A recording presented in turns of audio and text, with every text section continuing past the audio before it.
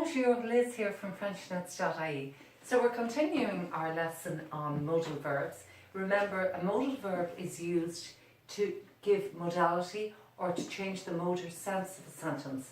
So there are 6 main ones. We have in previous videos dealt with devoir and pouvoir. So now we're looking at savoir, which is the verb to know how to do something. And it is, for example, je sais, tu sais, il sait, elle sait, on sait, nous savons, vous savez, ils savent, elles savent.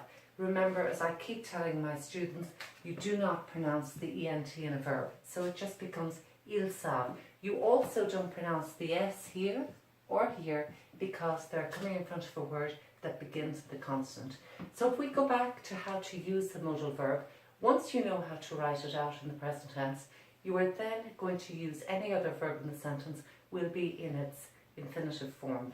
So if I want to say, I know how to drive, I would say, je sais, and then I take my verb to drive, conduire, and I just put it all together, je sais conduire.